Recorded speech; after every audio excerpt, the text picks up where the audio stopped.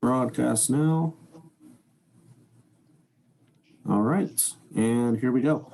Hello, everyone. My name is Caleb Hale. I'm the Director of Communications for the SIU Alumni Association. I've got Barb Idland with me today, who's our social media manager at the association. Will be helping us out with an interview of a pretty special project that a number of local businesses, many of them owned by alumni, have been undertaking since the pandemic began, the Southern Illinois Collaborative Kitchen.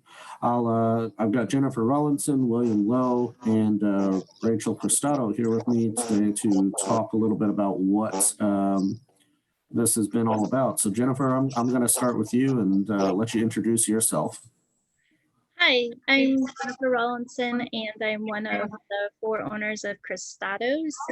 Nicholas Stewart, Leah Mastiel, Rachel Crostado, and myself got together with William Wu and we created the Southern Illinois Collaborative Kitchen to help feed the community and support local restaurants. All right, and William, I'll let you go. Just know your mic's muted if you didn't. There we go. So I run my parents' restaurant, New Kahala, and then I had the pleasure of getting in touch with the folks at Crostado's, I think right before COVID hit, and then we had but there was the need for, feeding the public, and that's how we got together. Okay.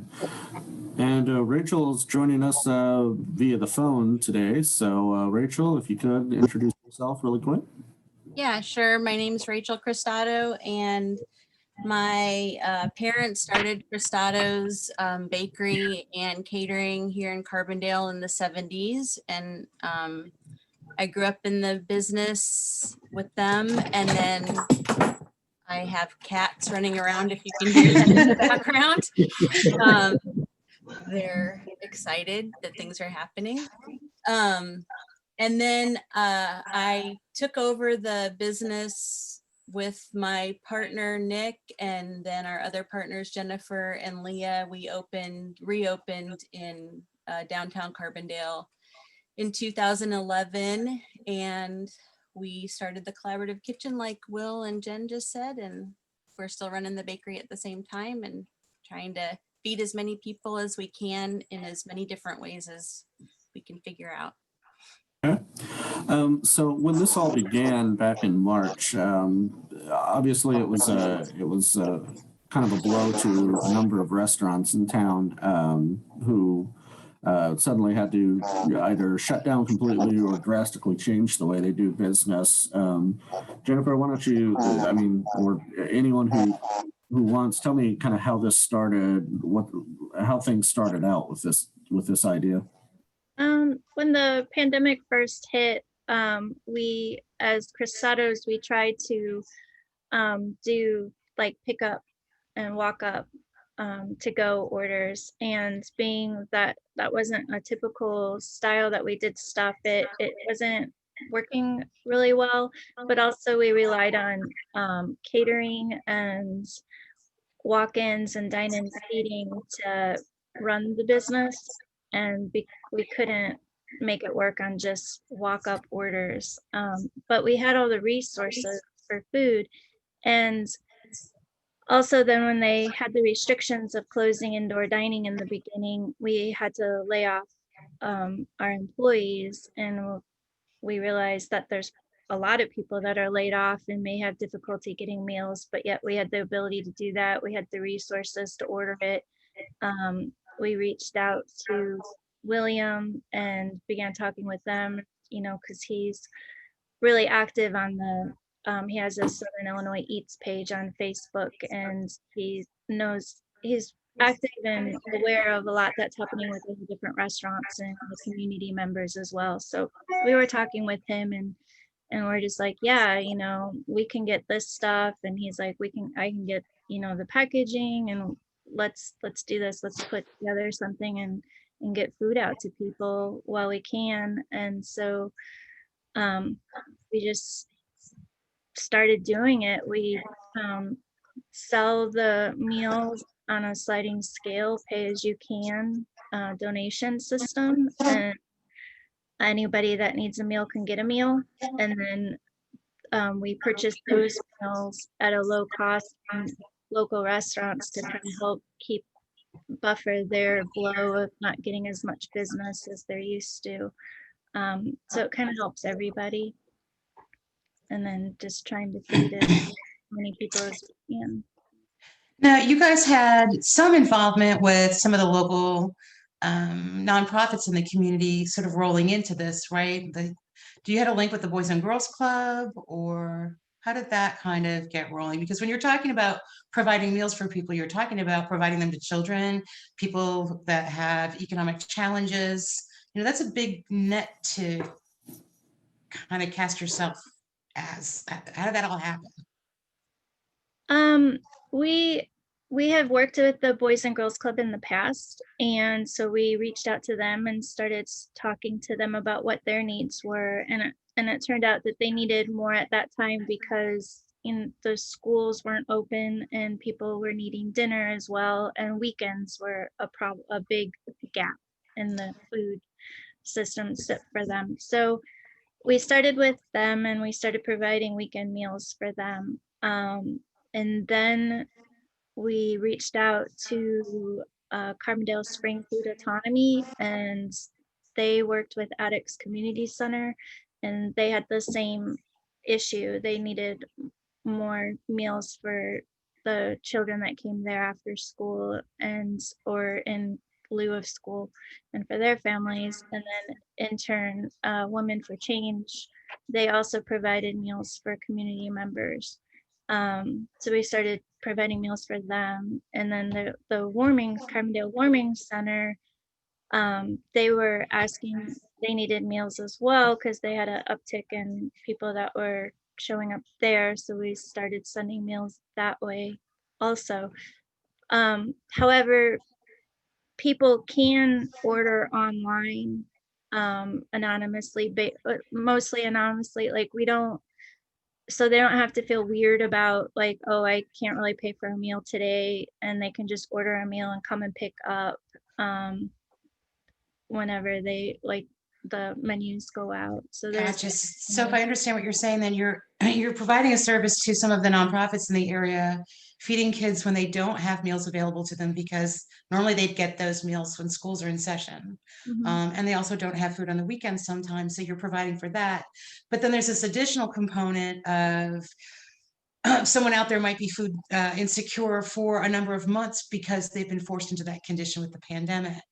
So you're saying that people don't kind of have to out themselves as having problems, they can just participate. Can someone talk about and then the general public, of course, can order food in from a menu that you provide every week. Can someone talk about that and how that funding works for that? Or how the money works for that? Like if I want to come buy a meal, how does that work? If I want to buy a meal and help somebody, how does that work? Yeah. Yeah, so Rachel, you want to talk about that part? Sure. So every Wednesday, William posts a menu on his website, and people can go there, and there are a number of choices with a suggested donation. And so for people that donate the full amount of the suggested donation, that actually provides a meal for free to someone else. It pays enough to cover both. And then they can get a meal as well. And the donation is separate from the ordering, so they can order as many meals as they want and then go to a donation link and donate as much or as little as they want. And so some people donate more, and we have other community members and organizations that have sponsored meals for people. And so it's been all through donations and sponsorships that the whole program has been able to run, and that provides the meals for the people who are ordering individually, as well as the different community groups that we work with. And then all the meals are available for pickup on Saturday afternoons. And what's the website that people go to get to that? William, do you have the link? Sure. It's southernillinoiseats.com. when do you guys post the menu and when do people have to order by? Tuesday Tuesday night, and then ordering stops at 8 p.m. on Thursday. Okay. And then there's extra information on the Southern Illinois Collaborative Kitchen Facebook page. There's always another copy of the menu there with different information about what meals we're making for different organizations and any different things happening with the Collaborative Kitchen. So the Facebook page, and also it's easy to direct message us through there if people have questions. So the Southern Illinois Collaborative Kitchen Facebook page is very active, and we always tell people what the menu is going to be for the week there by Wednesday morning as well. And then there's a link to the ordering site directly through the Facebook page every Wednesday as well. Have you been surprised by the extent of the need that you are have discovered in this? Because Jennifer, one of the things you were talking about earlier was just initially in that process, discovering who all actually provided meals for people. There are a lot of people who were, providing meals where necessary for certain groups, and their supplies were, essentially cut off, or when their business or their operation had to cease, that had to cease as well. So if you could tell us a little bit about, just kind of the amount of need out there and how you guys have stepped up to that challenge. Yeah, so starting out, we started kind of a little smaller as we went along.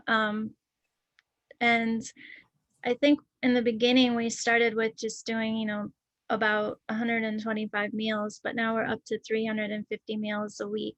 And then it fluctuates depending on what the different organizations can provide or not provide, because their funding it fluctuates with the school system and then with how many more people they have coming in. Some of them are starting to get more people showing up. On our order site, it's grown a little bit as well. I would say we started with maybe 20 extra, and we're probably up to about 40 extra orders of people, which, when you hear 30 to 40 people out of a whole community, that doesn't sound like a lot. However, there are several organizations that we don't even work with that are providing meals to people as well. There's, there's different churches that have been providing, large group meals. I believe the Newman Center put out 500 Thanksgiving dinners during Thanksgiving. And that was, on top of us providing 350 meals to the organizations we provide to. So the need is definitely growing, and especially since the school year is gonna have the break over the winter, kids won't be, going to and from school. I know that sometimes the schools have been able to bus out meals, but I don't believe that's gonna be happening this winter. I can't say for sure, but the winter is definitely gonna be different. We're gonna have to navigate some different areas, and I can anticipate that we're gonna have more meals that are gonna be needed out there. How long do you plan on kind of continuing this endeavor? What's kind of the game plan going forward? Because obviously it's hard to gauge how much longer this is going to go on, or how much longer it's going to impact places and organizations to the extent that it's going to interrupt normal operations. So is there kind of has any sort of long-term game plan developed for how much longer this goes on? We're planning on continuing this as long as the need is there. There has been a need for food before the pandemic hit.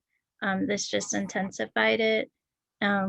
We've always kind of wanted to create some sort of system in order to meet the needs of the community.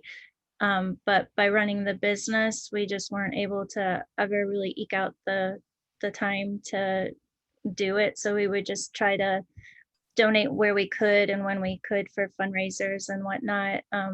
So even I'm guessing that the need is still going to be there even after the pandemic, if it comes to an end. There's going to be the recovery period as well. People aren't just going to be able to quickly turn around when it ends either. So as long as the need's there, we're going to keep this running as much as we Okay. can. And I mean, how many Can I add to that? restaurant? I'm sorry. I Kim? just wanted to mention that we've also partnered with the Southern Illinois Community Foundation. Thanks, yeah. And so people can donate directly through the Southern Illinois Community Foundation, and that helps. It's a larger way for us to be able to partner with other nonprofits and other fundraising organizations to be able to kind of work together with a larger nonprofit community to help us be able to make sure that we're doing this for longer. So we're on their website and we worked with them. We've started working with them and they've been really, really helpful. So we're hoping that that kind of helps bolster our ability to keep doing this as long as possible. Okay. How many restaurants and different establishments total have started participating in this since you guys began? I can't, as far as I haven't really counted, but I'm gonna say like roughly 10 different Okay. restaurants we've worked with. There, yeah. Okay. That's about 10. And And what- the restaurants we've been working with are, Murfreesboro, Carterville, and Carbondale. We did have one in Marion in the beginning. Okay. And I mean, what's been their response to this? And I mean, in terms of just, does this help them in any way? Feel some kind of need? What's been your kind of? Are you surprised by the responses that you've gotten from everyone? Did you expect as many as you have? Did you expect more? Or? Yeah, actually, it was pretty exciting when we've talked to the different restaurants asking if they wanted to, come on board with this. They've been pretty excited about it, wanting to help and do what they can. And we've had a couple reach out that said, hey, can I, do your meals for you this week? I can use the bump and needing a little support. So yeah, it's been really positive so far. So Jen, my understanding is that the restaurants that you're working with, they may not be making as much as on a meal. They do make something on a meal. So it does provide income for them. And it's not as much as they'd make, if I got this right, in the restaurant, but it's more than they'd make catering. Does that sound about right? No, it's nothing near what they would make typically in a sale. It just helps cover some of it gives them just a little bit to cover their food costs. So like a little extra, but it's definitely not the same as if they were to sell a meal to the public or anything. It's much less, but it can help them a little as far as like meeting their food needs, So really then it is service that these other restaurants are doing. Yeah, it's more of a donation than income by far. It's just, I don't know, like if you were working a regular job and picked up a babysitting job once a month or something, you get just a little extra to go get that Okay. icing on the cake, I guess, in a way. Yeah. What's something kind of personal you got, all three of you have learned from this experience? What kind of lessons have you taken from it? And we'll go anyone who wants to answer first. I feel Well, like I'm doing too much talking. Go. William's been the quiet one so far here, so we'll have hot him. seat. I learned that, the community, we live in a great community where people are just willing to help. These restaurants, I didn't really have, a strong relationship with them, but when I came to them, they realized and recognized that, we had a need, and they were eager to, there was never any hesitation. They were like, let's do it, let's help. And I think, that just tells me that, as much craziness as we hear, all over the states, our community is strong, and then, and with the help of everybody in the community, we'll get over this. Okay. Yeah, similarly to what Will said, we've formed a lot of different partnerships through this. And before the pandemic, it felt harder to make those connections. Things felt more competitive, and you might think that now that everyone is sort of struggling, that it would be more competitive, but that's definitely not been our experience. Our experience has been that people really do, like Will said, want to help each other. We've, made partners with all of these different nonprofit organizations, and we work with the Food Autonomy Program and their gardens have provided fresh produce for our meals, and all of these different restaurants that are working with us.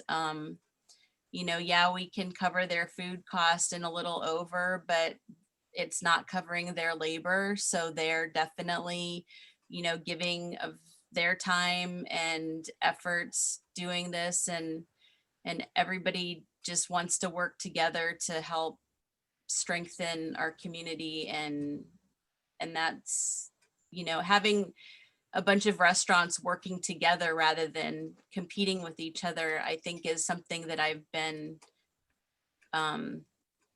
really admiring through William's Facebook page that he has, the Southern Illinois Eats page, because you actually see restaurants supporting each other there, and then getting to experience that firsthand has been really nice, because it definitely goes against the idea of how restaurants in a small community are interacting with each other. And so I like the strength that we have in the numbers that we're building in terms of everybody coming together from all of these different areas. It's been good. Well, and hopefully this camaraderie doesn't end when the pandemic does, because I think that this is a good template to know that there's a number of restaurants that can coexist in each community peacefully and without necessarily cutthroat competition all the time. So good to hear that they've responded in this manner. Jennifer, I'll kind of let you close with a few more details, or whoever might need to, on the details once again of where people can reach out or learn more information if they want to about this initiative. Yeah, if you want to learn more information about the Southern Illinois Collaborative Kitchen, you can go to our Facebook page. We have a lot of information there. We post the menu to order meals for anyone that needs them or wants to donate. Every Wednesday through Thursday at 8 o'clock, you can order for pickup on Saturdays at Crostado's. Also, we take donations for the Southern Illinois Collaborative Kitchen at the GoFundMe page and on Venmo. Also, we can receive donations through the Southern Illinois Community Foundation. They will accept donations for us as well. Yeah. And Okay. also on the Southern Illinois Eats page, the menu will be posted every Wednesday through Thursday at 8 p.m. until 8 p.m. Okay. Well, everyone, thank you for joining us today and telling us a little bit about this initiative. It's good to know that our alumni at SIU, I think they were brought up in the spirit of helping out, and it's nice to know that they come together in times like this to serve the community that they live in. So everyone, thank you very much for your time, and thanks to everyone else for joining us today, and have a good weekend. You too. Thank you. Thank you so much for the opportunity. Have a good Thank- day. Go dogs. Happy Bye. holidays. Happy holidays. Happy holidays.